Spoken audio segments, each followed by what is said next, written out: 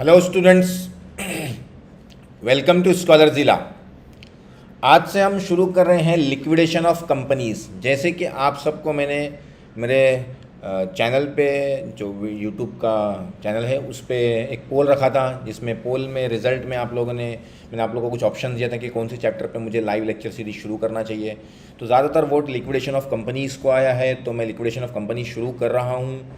आगे चल के आप लोग कमेंट में या मेरे को मैसेज करके बोल सकते हैं कि और कौन से चैप्टर मुझे उसके बाद शुरू करना चाहिए। जैसे आप लोग के रिकमेंडेशंस या कमेंट आएंगे, उस हिसाब से मैं अगला चैप्टर स्टार्ट करूँगा। कोशिश ये होगी कि साथ में इसके साइमल्टेनियसली ही स्टार्ट कर दूँ कॉस्टिंग का कोई चैप्टर, जैसा आप लोग रिस्पॉन्स होगा उसके हिसाब से। और कोशिश ये कीजिए कि जो भी मैं लेक्चर बना रहा हूँ अपने दोस्तों से शेयर कीजिए, क्योंकि लेक्चर ऐसा बनाऊंगा कि अगर आप लोग को इस चैप्टर के बारे में कुछ भी नहीं आता होगा या फाइनेंशियल अकाउंटिंग का आपका नॉलेज बहुत कम होगा, फिर भी आप लोग अच्छी तरह से इसको सॉल्व कर पाएंगे। इसमें कोई इशू इंशाल्लाह आप लोग को नहीं आएगा। तो बाकी चैप्टर्स कॉस्टिंग के मैंने बहुत सारे चैप्टर्स बनाया है, TY BCom SEM 5 के। आप लोग वहाँ जाके उसको देख सकते हैं और अपनी नॉलेज को इम्प्रूव कर सकते हैं। बात करेंगे फाइनेंशियल अकाउंटिंग में मैंने एक चैप्टर बनाया था जिसका नाम है आप लोग accounting of foreign currency transaction या फॉरेन करेंसी फॉरेक्स जिसको बोलते हैं हम लोग। वो भी मैंने स्टार्ट किया है, मतलब स्टार्ट करके उसके ऊपर बहुत सारे वीडियोस बना चुका हूँ। आप लोग को वो सीखना है तो आप लोग सीख सकते हैं। चैनल पे पहली बार आए हैं तो चैनल को सब्सक्राइब ज़रूर कर लें। जैसे जैसे आप लोग के कमेंट और रिस्पॉन्स आता रहेगा वैसे वैसे मैं ज़्यादा वीडियोस बनाते रहूँगा। चलिए स्टार्ट करते हैं। आपके सामने चैप्टर का नाम मैंने लिख के रखा है ताकि टाइम बचे, इसके वजह से मैंने पूरी नोट्स बना के रखा है पहले से। अगर आप लोगों को ये नोट्स चाहिए तो आप लोग स्क्रीनशॉट ले सकते हैं या मुझे पूछ सकते हैं। चलिए देखिए, आप लोग के सामने आपकी टेक्स्ट बुक से ही मैं नोट्स बनाया हूँ। ऐसा नहीं कि बहुत अलग चीज़ें हैं, लेकिन थोड़ा शॉर्ट में है ताकि आप लोग को कम टाइम में ज़्यादा चीज़ें समझा सकूँ। डिटेल में समझाने जाऊँगा तो बहुत ज़्यादा टाइम लग जाएगा। चलिए स्टार्ट करते हैं। तो सब में पहले आप लोग के सामने चैप्टर का नाम है लिक्विडेशन ऑफ कंपनीज़। कंपनी का लिक्विडेशन हम लोग को ये चैप्टर में पढ़ना है। अब इसके अंदर दो मेन टर्म्स है, जिसका नाम है लिक्विडेशन और दूसरा नाम है कंपनीज़। अब इसको हम लोग को समझना पड़ेगा कि दोनों का मीनिंग क्या होता है, कैसे हम लोग ये टॉपिक समझेंगे। तो पहले बात कर लेता हूँ मैं लिक्विडेशन। अब लिक्विडेशन का मतलब ये होता है कि कंपनी के एसेट्स को बेचना, सेल ऑफ करना, ठीक है। और कंपनीज़ का तुम लोगों को पता है कि कंपनीज़ किसको बोलते हैं। कंपनीज़ खास करके वैसी कंपनी होगी जो जॉइंट स्टॉक कंपनी होगी, उनकी ही बात चल रही है। कोई नॉर्मल पार्टनरशिप ये सब की बात नहीं चल रही इसमें। तो कंपनी को किस तरह से लिक्विडेट किया जाएगा उसके बारे में हम लोग को पढ़ना है। अब लिक्विडेशन ऑफ कंपनीज़ का मतलब अगर हम लोग पूरा एक साथ कंपाइल देखेंगे तो इसका मतलब होता है वाइंडिंग अप। एक इलीगल प्रोसेस है, इसका मेन मकसद होता है वाइंडिंग अप। वाइंडिंग अप मतलब कंपनी को बंद करने का प्रोसेस, ठीक है। और लास्ट में जाके कंपनी क्या होती है, डिसॉल्यूशन हो जाता है। डिसॉल्यूशन मतलब कंपनी बंद हो गई, डिसॉल्व हो गई। तो वो लास्ट का स्टेप है, मतलब वाइंडिंग उसका प्रोसेस है और लास्ट स्टेप क्या है, उसका डिसॉल्यूशन। तो ये आप लोग को ध्यान में रखना है, क्योंकि ऑब्जेक्टिव्स वगैरह और डिटेल में आप लोग को अगर समझना रहेगा तो चीज़ें आप लोग को समझ में आएगी। आप लोग अपने क्या बोलते हैं चीज़ों को नोट डाउन करते रहिए। वाइंडिंग अप क्या है, सिर्फ एक प्रोसेस है जिसके जरिए हम लोग कंपनी क्या करते हैं, बंद करते हैं। अब हम लोग को समझना है लिक्विडेशन ऑफ कंपनीज। ये एक लीगल प्रोसेस है जिसके जरिए कंपनी को क्या किया जाता है, बंद किया जाता है। तो ये आप लोग को ध्यान में रखना है। अगर आप लोग चीज़ें ध्यान में रखोगे तो आप लोग को बहुत काम आएगा। चलिए अब आते हैं लीगल प्रोसेस के ऊपर। अब ये लीगल प्रोसेस है। अब कंपनी जब कुछ चीज़ें क्या बोलते हैं करती है, उसके हिसाब से कंपनी को बंद करना पड़ता है। अब कंपनी जब भी वाइंडिंग अप शुरू करती है, लिक्विडेशन शुरू करती है, तो क्या करती है, अपने सारे एसेट्स को बेचती है। सारे एसेट्स क्या करेगी, पहले बेची। सिंपल सी बात है, लॉजिकली सोच लो जरा कि आप लोग की कंपनी है, उसको आप लोग को बंद करना है। तो पहले क्या करेंगे, बंद करने के लिए आप लोग को ऐसा कुछ भी बीच में रैंडमली कुछ भी नहीं करते। एक तरीका होता है, उसका तरीका फॉलो करने का पहला काम क्या है, सारी एसेट्स बेच दो। बेचने के बाद जो पैसा आप लोग को मिलेगा उससे क्या पे करो, आप लोग लाइबिलिटीज़ को पे करो। किसको पे करो, लाइबिलिटीज़ को पे करो, ठीक है। एसेट बेचने के बाद जो पैसा मिलेगा आप लोग को, उससे लाइबिलिटीज़ पे करो। अब लाइबिलिटीज़ पे करने के बाद जो पैसा बचेगा वो कंपनी के ओनर्स का होगा। अब यहाँ पे ओनर्स के बदले वर्ड यूज़ करता है कॉन्ट्रीब्यूटर्स। कॉन्ट्रीब्यूटर्स मतलब कंपनी के प्रेफरेंस शेयर होल्डर और इक्विटी शेयर होल्डर, ठीक है। चलिए आगे बढ़ते हैं। अब बात करते हैं लिक्विडेशन की। अब जब लिक्विडेशन करना होता है तो इसके लिए जो वाइंडिंग अप का प्रोसेस लिक्विडेशन का है वो दो तरह का है। एक तो कंपलसरी वाइंडिंग अप करना पड़ता है, एक वॉलेंट्री वाइंडिंग अप है। क्या है, एक कंपलसरी और एक वॉलंटरी। आपकी टेक्स्ट बुक में भी दिया होगा, नहीं दिया है तो कोई बात नहीं, आप लोग इसको नोट डाउन कर सकते हैं। आईनापुरी की टेक्स्ट बुक, सेहत की टेक्स्ट बुक, जो भी पब्लिकेशन आप लोग पढ़ते हो या कोई और बोर्ड से हो तो कोई प्रॉब्लम नहीं है, आप लोग इसको ध्यान देंगे तो आप लोग को समझ जाएगा। बैफ वाले के लिए सेम टॉपिक है और बीकॉम वाले के लिए भी सेम टॉपिक है। अब आगे लिखा है कंपलसरी वाइंडिंग अप में भी दो टाइप है, इनएबिलिटी टू पे डेप्स। अगर आप लोग की कंपनी अपने डेप्ट पे नहीं कर पा रही है तो आप लोग को कंपलसरीली आपको वाइंडिंग करना पड़ सकता है, या उसके अलावा अगर कुछ है तो उसको हम लोग बोलते हैं अदर देन। अब अदर देन में क्या क्या आता है वो हम लोग को बहुत सारी चीज़ें हैं, वो हम लोग आप लोग को टेक्स्ट बुक पे डिस्कस कर लेना है। अगर आप लोग को उसकी नोट्स आपके पास नहीं है या आप लोग को टेक्स्ट बुक के फ़ोटो वगैरह चाहिए तो मैं आप लोग को मुझे मांग सकते हैं, मैं आप लोग को बता दूँगा, ठीक है। तो मतलब बोलते ना, इसके अलावा अगर कोई स्टेप होगा तो हम लोग आप लोग मुझे पूछ सकते हैं। अब होता है next voluntary winding up. Company खुद चाहती है कि हम लोग क्या करें, कंपनी को बंद कर दें। वॉलंटरी मतलब मर्जी से, अपनी मर्जी से। तो अपनी मर्जी से भी कंपनियां वाइंड अप करती हैं, कुछ रीज़न हो सकता है उनका अलग अलग, तो वो आप लोग ध्यान में रखिए। अब क्या आता है हम लोग का उसके बाद कि हु कैन फाइल पिटीशन। अब कंपनी बंद करने का पिटीशन कौन कर सकता है, मतलब कंपनी अगर बंद करना है तो कौन बंद करेगा, कौन उसके लिए बोलते ना आगे बढ़ेगा। तो कंपनी खुद अपने आप का पिटीशन फाइल कर सकती है। मतलब ऐसा नहीं कि कंपनी बोलेगी यार हम लोग कंपनी, जैसे एग्जाम्पल आप लोग ऐसा सोचना पड़ेगा आप लोग को कि अगर जैसे आप लोग को मन करा कि आप लोग को कंपनी बंद करने का, तो कंपनी बंद करने में आज नींद में से उठे और बोले कल सुबह कंपनी बंद, तो ऐसा नहीं चलता है। क्योंकि आपने कंपनीज एक्ट 2013 को आप लोग को फॉलो करना पड़ेगा, कंपनी चालू करने के लिए भी और कंपनी बंद करने के लिए भी। तो उसके लिए कुछ स्टेप्स हैं, इसलिए हम लोग को ये चीज़ें समझना है। जब आप लोग बड़े लेवल पर जाएंगे तो आप लोग को इसको बहुत यूटिलाइज करने में मदद मिलेगी। आप कॉर्पोरेट में जब जॉब वगैरह करने जाएंगे या समझने जाएंगे तो आप लोग को बहुत काम की चीज़ें। तो ऐसा ही नहीं कि मतलब कंपनी जैसे हम लोग दुकान, समझो एग्जाम्पल मेरी कोई पर्सनल दुकान थी, मेरे को बंद करना, डायरेक्टली शटर बंद करा, कल से बोला सब बेच दिया, खत्म, बंद, एक दिन में 2 दिन में बंद, ऐसा नहीं होता है। जो कंपनीज एक्ट में जो कंपनियाँ रजिस्टर है, जॉइंट स्टॉक कंपनी जो है, प्राइवेट कंपनी या पब्लिक कंपनी, उनको बंद करने का स्टेप बहुत लंबा होता है, प्रोसेस बहुत लंबा है, इसलिए ये पूरा हम लोग को समझना है। उस तरह से ही होएगा। जैसे आप लोग कंपनी खुद पिटीशन फाइल कर दी कि मुझे कंपनी बंद करना है, ठीक है, तो कंपनी बंद करना तो ऐसे डायरेक्टली बंद नहीं करनी, उसके आपको सवाल जवाब बहुत सारी चीज़ें आप लोग को सबमिट करना पड़ेगी, बहुत सारे आप लोग को प्रोसेस फॉलो करना पड़ेगा, तब जाके आप लोग का पिटीशन एक्सेप्ट होगा तभी ही बन सकता है। एक्सेप्ट नहीं हुआ तो आप लोग बंद करने भी नहीं देंगे आप लोग को। कॉन्ट्रीब्यूटरीज, कंपनी के ओनर्स ने डिसाइड किया है कि हम लोग क्या करेंगे, कंपनी बंद करेंगे, तो ऐसा भी हो सकता है। लेकिन पिटीशन फाइल कर सकते, बंद नहीं कर सकते।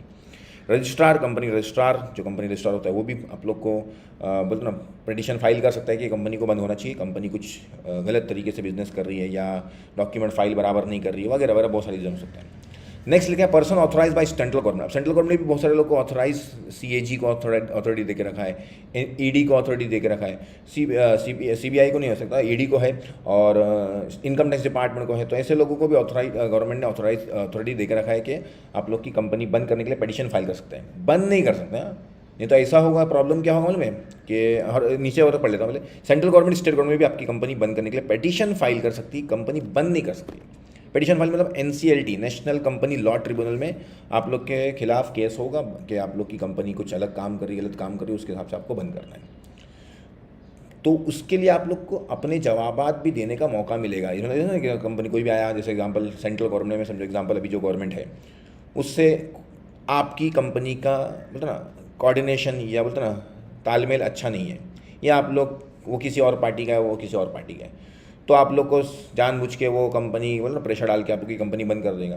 तो ऐसा पॉसिबल होता नहीं है, क्योंकि इसके लिए किसी भी कंपनी को बंद करने के लिए पूरा क्या बोलते हैं स्टेप बाय स्टेप चीज़ें फॉलो करना पड़ती है। अगर कुछ आपने गलत किया है तो ही आप लोग की कंपनी बंद होगी, अदरवाइज बंद नहीं होगी। आप लोग को अपना जवाब, अपना पक्ष रखने का मौका मिलेगा। ऐसा नहीं कि डायरेक्टली आपकी कंपनी गवर्नमेंट क्या कर देगी, बंद कर देगी, ठीक है। तो जो बारीक चीज़ें बता रहा हूँ वो ध्यान में रखो, क्योंकि जितना आप लोग का नॉलेज बोलते ना एक्स्ट्रा रहेगा उतना आप लोग को समझने में, लेसन समझने में मज़ा आएगी और फिर उसको सॉल्व करने में मज़ा आएगी।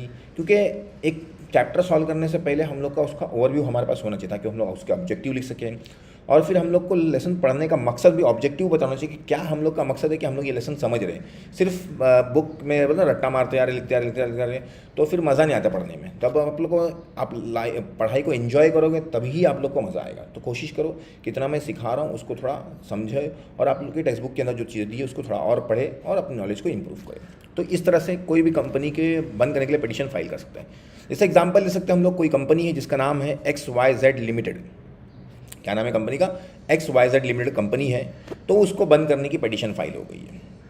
अब पिटीशन फाइल हुई तो पिटीशन फाइल होने के बाद एनसीएलटी के पास फाइल जाएगी आपकी, फिर बोर्ड ऑफ डायरेक्टर्स से एनसीएलटी क्या मारेगा, उससे जवाबात मांगेंगे, और फिर अगर कंपनी बंद करने का मतलब ना एक्सेप्ट हो गया कि कंपनी आप लोग को बंद करना है, वाइंड अप करना है, तो फिर आप लोग को बोर्ड ऑफ डायरेक्टर क्या प्रोवाइड करेंगे, उन लोग को स्टेटमेंट ऑफ अफेयर्स प्रोवाइड करेंगे। किसको? एनसीएलटी को। स्टेटमेंट ऑफ अफेयर्स मतलब कंपनी की असेट्स लायबिलिटी की इन्फॉर्मेशन वगैरह। फिर आप लोग का लिक्विडेशन का प्रोसेस शुरू होगा। अब लिक्विडेशन का प्रोसेस शुरू होगा तो गवर्नमेंट क्या करेगी, एक एनसीएलटी क्या करेगा, एक पर्सन को अपॉइंट करेगा या एक टीम को अपॉइंट करेगा, जिसको क्या बोलते हैं हम लोग, लिक्विडेटर बोलते हैं। लिक्विडेटर वो इंसान होता है या वो टीम होती है जिसको गवर्नमेंट अपॉइंट करती है कि ये पूरा के पूरा आप लोग का सारी असेट्स बेच के और सारी लाइबिलिटीज़ को पे करेगा। अगर आप लोग को बोल देगा तो आप लोग अपनी मर्जी से किसको भी पे कर दो, किसको भी नहीं पे कर दो, फिर प्रॉब्लम हो जाएगा। क्योंकि इस जो जॉइंट स्टॉक कंपनी होती है वो लोगों के लिए होती है, मतलब ना उसमें लोगों का पैसा होता है, तो इसलिए इतना आसान स्टेप नहीं है। एनसीएलटी क्या करता है, एक लिक्विडेटर को अपॉइंट करता है, वो आपका पूरा क्या बोलते हैं लिक्विडेशन का प्रोसेस या जो वाइंडिंग अप का प्रोसेस है पूरा आप लोग को वो फॉलो करता है। वो सारी असर आपकी बेचेगा और फिर स्टेप बाय स्टेप लाइबिलिटीज़ को पे करेगा। ऐसा नहीं कि कौन सी भी लाइबिलिटी उसको भी दे देता है, बोला अपनी मर्जी से इसको दे उसको दे, ऐसा नहीं चलता है। उसके लिए भी पूरे स्टेप फॉलो करता है। वो स्टेप फॉलो करने के बाद ही आपको पैसा मिलेगा। ऐसा डायरेक्टली नहीं कोई भी आके किसको भी पैसा दे देगा, तो फिर तो क्या होगा कि आपस में मतलब प्रॉब्लम्स हो जाएगी और फिर झगड़े हो सकते हैं, बहुत कुछ हो सकता है, बहुत सारी प्रॉब्लम्स हो सकती है ना। या फिर वो अपनी मर्जी से किसको भी पहचान वाला रहेगा उसको पैसा पे कर देगा।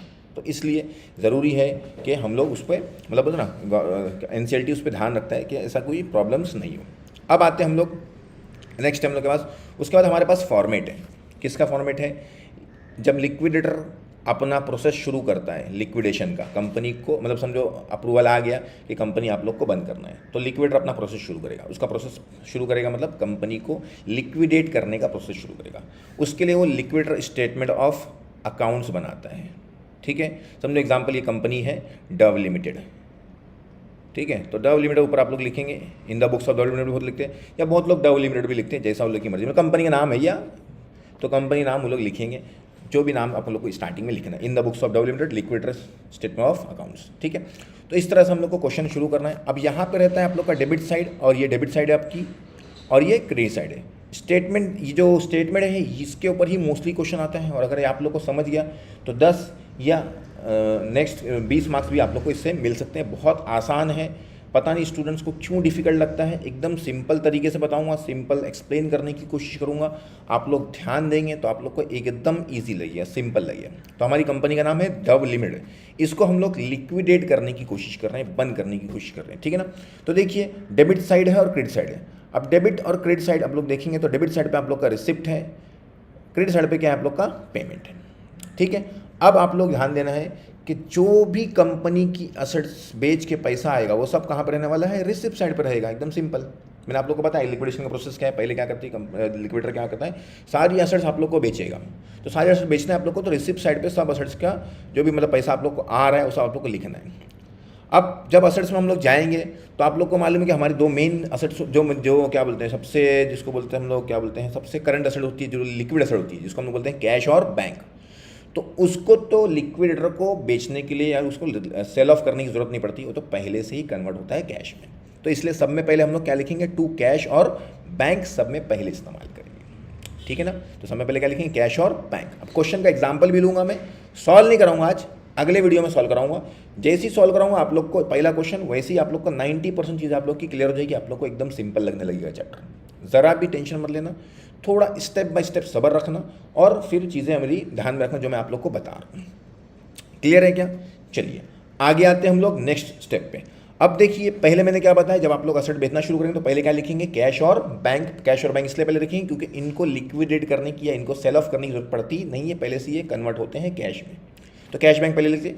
फिर जब सेकंड नंबर पे स्टेप लिखेंगे हम लोग, सेकंड स्टेप में करंट असेट्स लिखेंगे। अब करंट असेट्स मतलब ऐसी असेट्स जो क्या होती है, फटाफट चेंज होती है, कम ज़्यादा होती है विद इन 1 ईयर, बराबर ना। तो उसमें आप लोग का डेटर्स आता है, स्टॉक आता है, बराबर है, प्रीपेड एक्सपेंसेस आते हैं, तो वो आप लोग को कहाँ लिखना है, करंट असेट्स में लिखना है। बिल रिसीवेबल होगा तो वो सब आप लोग के कहाँ पे आ जाएंगे, करंट असेट्स में आ जाएंगे। तो उनको आप लोग सेल ऑफ करेंगे, उनको मतलब दें, उनसे पैसा ले लेंगे, सेल ऑफ करेंगे। नेक्स्ट आता है आप लोग का फिक्स असेट्स। फिक्स असेट्स में जो असेट्स आप लोग के लॉन्ग टर्म के लिए होती है, plant machinery, building, motor car वगैरह वगैरह वगैरह, कंप्यूटर वगैरह, तो फिक्स असेट लास्ट में लिखेंगे आप लोग। तो स्टेप क्या हो गया, पहले क्या लिखेंगे, सबसे ज़्यादा लिक्विड असेट कैश और बैंक, उसके बाद करंट असेट, उसके बाद फिक्स असेट्स। अब क्वेश्चन लूँगा तो थोड़ा और समझें। तो मतलब ये सब असेट आप लोगों ने क्या कर दिया, एज ए लिक्विडेटर सोचना है आप लोग अपने आप को, और ये सब असेट आप लोगों ने क्या कर दिए, बेच दिए। सब असेट बेच दिए तो तो आप लोग के पास अब कितना पैसा बचा है, आप लोग मतलब कितना पैसा है आप लोग को देखना पड़ेगा।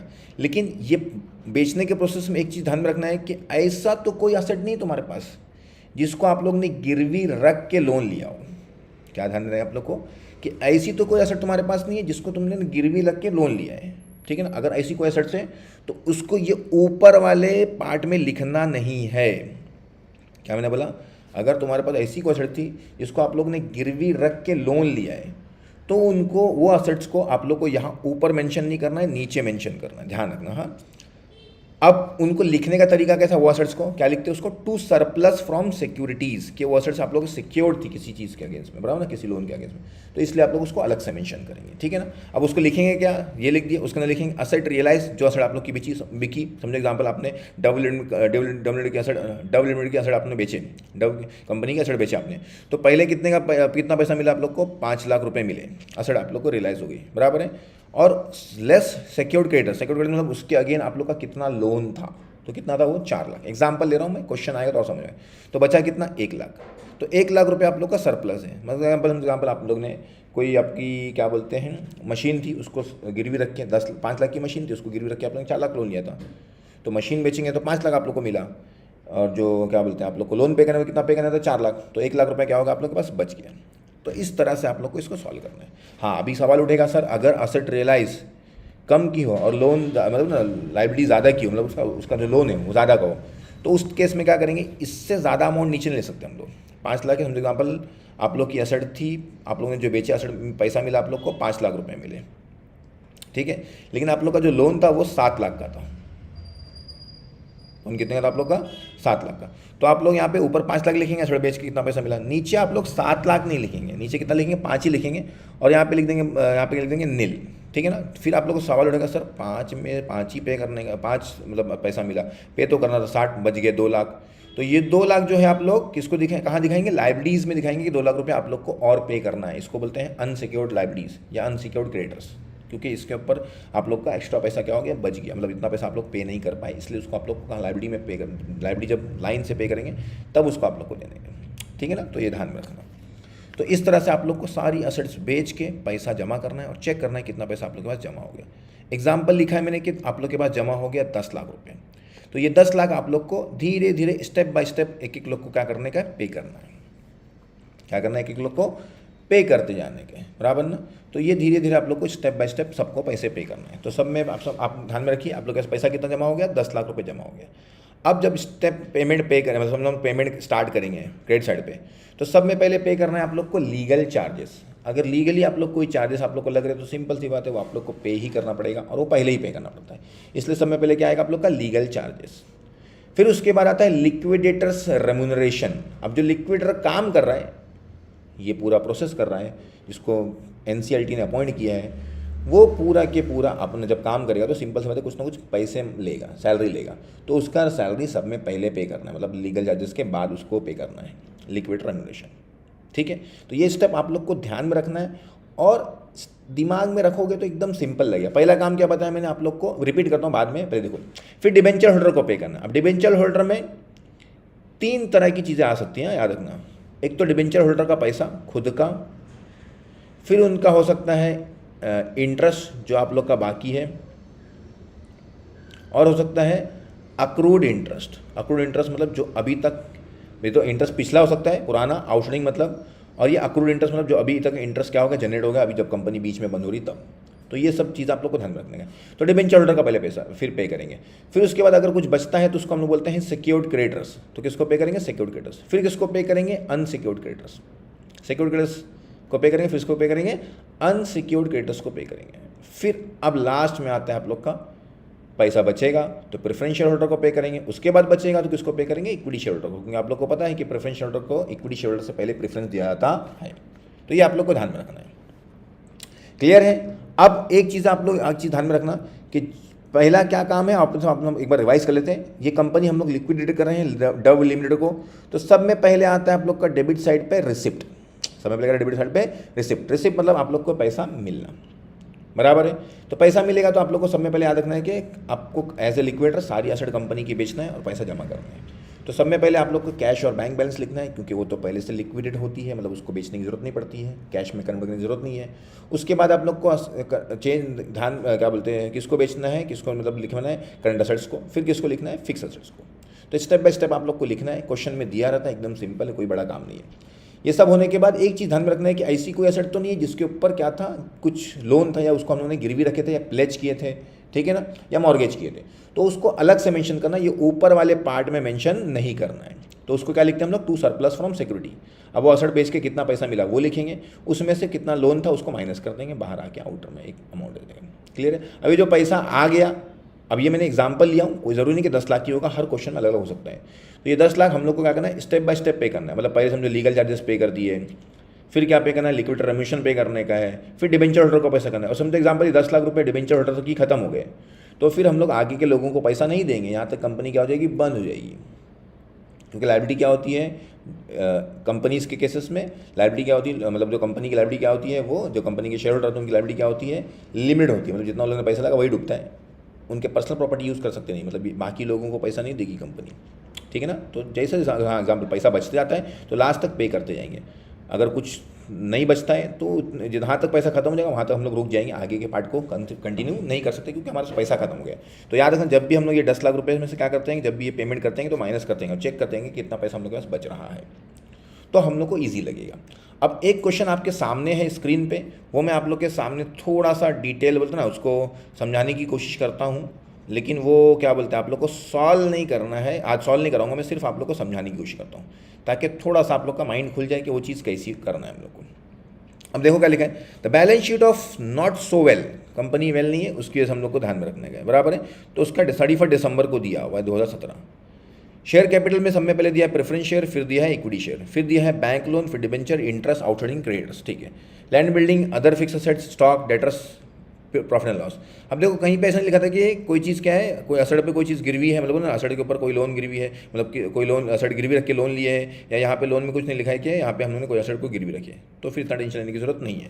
तो डायरेक्ट लेंगे company went into liquidation that date, उस डेट पे कंपनी ने क्या किया, लिक्विडेशन किया। तो prepare liquidation statement of account after take into the following. तो लिक्विडेशन स्टेटमेंट हम लोग को अकाउंट बनाने का है, नीचे ध्यान में रखते हुए तो लिखा है लिक्विडेटर स्टेटमेंट ऑफ अकाउंट, तो ये ध्यान रखना है। अब पहले क्या लिखा उसने, liquidation expenses and liquid remuneration amounted to 3000 and 10,000 respectively. मतलब लिक्विडेशन का एक्सपेंस कितना है, 3000 का, मतलब बेचने बेचने में जो खर्चा लगता है, ऐसे नहीं डायरेक्टली कंपनी की एसेट्स डायरेक्टली बेच जाती है तो उसमें खर्चा लगता है, तो उसके कितने 3000 के। और लिक्विडेटर का रेम्युनरेशन कितने का है, लिक्विडेटर का 10,000। Bank loan was secured by pledge of stock, देखो यहाँ पे मेंशन किया, यहाँ नहीं मेंशन किया था लेकिन यहाँ पे मेंशन किया था कि जो बैंक लोन है वो किसके ऊपर प्लेज है, स्टॉक के ऊपर। तो ये ध्यान में रखना आप लोग को, मतलब स्टॉक के ऊपर क्या है, बैंक लोन, यहाँ पे लिख लेने का। नहीं लिखेंगे तो स्टार मार्क करेंगे तो भी चलेगा, ताकि हम आप लोग को पोस्टिंग के टाइम पे ध्यान में रहे, ठीक है। आगे क्या लिखा देखो, debenture interest thereon secured by floating charge on all assets. तो डिबेंचर और जो उसका इंटरेस्ट है, ये मतलब ये दोनों चीज़ें, ये फ्लोटिंग है, मतलब किसी पर्टिकुलर किसी एक चीज़ के ऊपर नहीं है, वो तो फिर टेंशन की बात नहीं है। Fix asset were relies at the book value, जो फिक्स असेट है उनको हम लोगों ने बुक वैल्यू पे बेचे हैं, बुक वैल्यू मतलब जितनी की उसकी वैल्यू उतनी ही बेच दी है। और करंट असेट को रियलाइज करें कितना परसेंट पे, 80% ऑफ बुक वैल्यू। तो करंट असेट को कितना परसेंट पे रियलाइज करने में, बुक वैल्यू का 80%। तो ये आप लोग को इतना सिंपल सा क्वेश्चन है। अब क्वेश्चन देखने के बाद मैंने आप लोग को बताया था कि सब में पहला काम क्या है, आप लोग को लिक्विडेटर स्टेटमेंट ऑफ अकाउंट बनाना है, बराबर है। उसमें क्या करना है आप लोग को, डेबिट साइड और क्रेडिट साइड। डेबिट साइड पर रिसिप्ट है, क्रेडिट साइड पर पेमेंट है। अब रिसिप्ट में मैंने क्या बताया था आप लोग को, सब में पहले आप लोग को चेक करना है कि कौन कौन से एसेट आप लोग बेच के पैसा ले सकते हैं। तो सब में पहले हम लोग बनाएंगे लिक्विडेटर रिसिप्ट। देखो रिसिप्ट लिखा है यहाँ पे, बना हुआ क्वेश्चन पहले से, मतलब सोल्यूशन है आप लोग के लिए। तो देखो क्या लिखा है, ये सोल्यूशन मैं वापस आप लोग को कराऊंगा अगले वीडियो में, लेकिन अभी सिर्फ समझाने के लिए एक थोड़ा बोलता ना पॉइंट क्लियर हो जाए, ताकि थोड़ा आप लोग को दिमाग में बैठ जाए, इसलिए मैं आप लोग को करा रहा हूँ। टू असेट्स, सब में पहले लिखेंगे हम लोग असेट्स। असेट्स में देखिए सब में पहले आप लोग को लिखना है कि कौन कौन सेट्स आप लोग को लेंगे। सब में पहले हम लोग को मैंने बताया था, यहाँ पे मैंने बताया था आप लोग को, सब में पहले देखना है कैश और बैंक। क्वेश्चन में देखो कहीं पे भी कैश और बैंक नहीं है, तो कैश और बैंक आप लोग नहीं लिखेंगे। नेक्स्ट क्या था आप लोग का, करंट असेट्स, क्योंकि स्टेप बाय स्टेप फॉलो करना है करंट असेट्स। अब करंट असेट्स में देखिए आप लोग के पास क्या क्या है, डेटर्स है और स्टॉक है, दो ही है, बराबर ना, बाकी तो ऊपर दोनों फिक्स असेट्स है। तो डेटर्स मैंने लिखा, स्टॉक मैंने नहीं लिखा हूँ। क्यों नहीं लिखा हूँ, क्योंकि मैंने आप लोग को बोला था कि अगर कोई असेट्स के ऊपर प्लेज है या गिरवी है या लोन है, ठीक है ना, उसको हमने क्या बोलते हैं एज ए मॉर्गेज रखे, तो वो कहाँ पे आएगा, नीचे आएगा। तो यहाँ पे आप लोग को नहीं लिखना है, ठीक है। तो इसलिए मैंने स्टॉक यहाँ पे लिखा है, सिर्फ डेटर लिखा है। करंट असेट में स्टॉक नहीं लिखा, क्यों नहीं लिखा मैंने आपको रीज़न बता दिया। उसके बाद आता है आप लोग का फिक्स असेट। अब फिक्स असेट देखेंगे आप लोग, यहाँ पे मैंने मेंशन किया था फिक्स में दो ही चीज़ें, लैंड एंड बिल्डिंग और अदर फिक्स असेट। तो मैंने लैंड एंड बिल्डिंग लिखा और फिक्स असेट्स लिख लिया, दिखा कितना है 25,000 और 2 लाख। अब जो यहाँ पे डेटर्स लिखा हुआ है उसका मैंने 1 लाख नहीं लिखा हूँ, कितना लिखा हूँ, सिर्फ 80,000, क्योंकि नीचे स्टेटमेंट में दिया लिखा था कि फिक्स असेट्स को बुक वैल्यू पे करना है, इसलिए बुक वैल्यू उसकी 25,000 और 2 लाख वैसी की वैसी लिखे। लेकिन जो करंट असेट्स थी लिखा ना, करंट असेट्स वर रिलाइज एट 80%, बुक की वैल्यू की 80%। तो यहाँ पे देखो डेटर्स में मैंने लिखा, लेकिन 1 लाख नहीं लिखा, कितना लिखा, सिर्फ 80,000, क्योंकि उसको रिलाइज करने टाइम पे सिर्फ 80% का पैसा मिल रहा है। क्लियर है? चलिए आगे आते हैं। अब आगे लिखा हुआ है टू सरप्लस फ्रॉम सिक्योरिटीज़। ये क्यों आया? मैंने बोला ना हमेशा नहीं आएगा, कब आएगा, जब क्या रहेगा, किसी चीज़ पे क्या रहेगा, कुछ प्लेज रहेगा, ठीक है ना। तो देखो पहले क्या लिखना हम लोग उसके अंदर, असेट रियलाइज, जो असेट हम लोग के बेच रहे, तो असेट कौन सी थी, स्टॉक। तो स्टॉक कितने का था, 5,25,000 दिखा।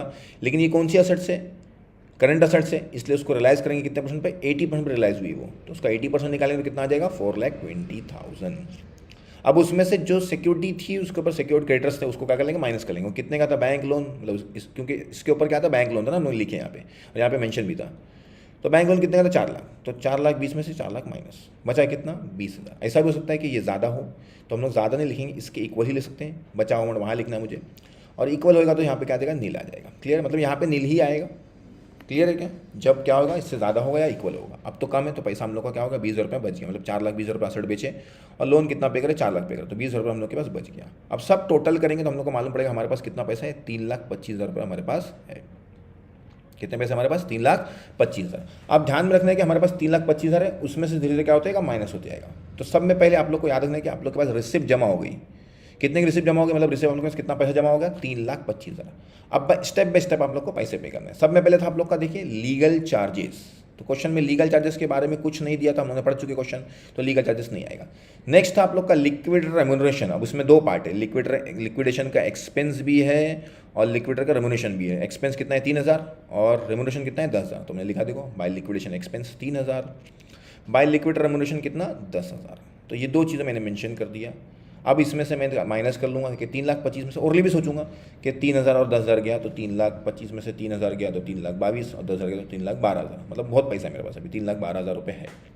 अब नेक्स्ट पेमेंट आता है आप लोग का डिबेंचर होल्डर का, बराबर ना। तो डिबेंचर होल्डर का दो चीज़ें देखो यहाँ पे दी हुई, डिबेंचर और इंटरेस्ट आउटस्टैंडिंग ऑन डिबेंचर, कितना है, 1 लाख और 8,000। तो पहले मैं डिबेंचर को पे करता हूँ 1 लाख, तो 3,12,000 था, 1 लाख कम हो गया तो कितना बचा, 2,12,000 बचा।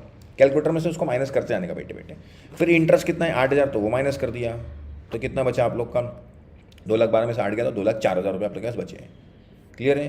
तो 2,04,000 रुपये आप लोग के पास बचे हैं। अभी भी आप लोग के पास बहुत पैसा है, आप लोग और आगे भी पे कर सकते हैं। तो डिबेंचर होल्डर हो गया। पहले क्या पे करें हमने, लीगल चार्जेस, क्वेश्चन में नहीं था। फिर लिक्विडेटर रेम्यूनरेशन के दो पार्ट है, लिक्विडेशन एक्सपेंसेस है और लिक्विड रेम्यूनरेशन है, तो वो देखे, तो वो तो क्वेश्चन में दिया हुआ था। फिर देखिए डिबेंचर होल्डर में दो पार्ट, 3 पार्ट होते हैं, लेकिन अभी यहाँ पे अक्रूड इंटरेस्ट के बारे में कुछ नहीं लिखा हुआ है, तो ध्यान हटा देने का। तो डिबेंचर और इंटरेस्ट ऑन डिबेंचर कितना हो गया, 1,08,000 वो पे कर दिया। तो चेक करते रहें कितना बैलेंस बचा कितना हमारे पास, 2,04,000 रुपये, माइनस करते रहने का कैलकुलेटर में। फिर नेक्स्ट आता है आप लोग का, अगर स्टेटमेंट देखेंगे तो सिक्योर्ड क्रेडिटर्स। अब सिक्योर्ड क्रेडिटर्स आप लोग के पास क्वेश्चन में दिया था, जरा देख लो, नहीं दिया था, बराबर ना, डायरेक्टली क्रेडिटर्स लिखा था। सिक्योर्ड मतलब यहाँ से अगर कुछ बचा रहेगा तो यहाँ पे लेना रहेगा, आप लोग को याद रखना। हाँ, तो अभी तो फिलहाल नहीं है, तो छोड़ देंगे उसको। नेक्स्ट जो आप लोग का है,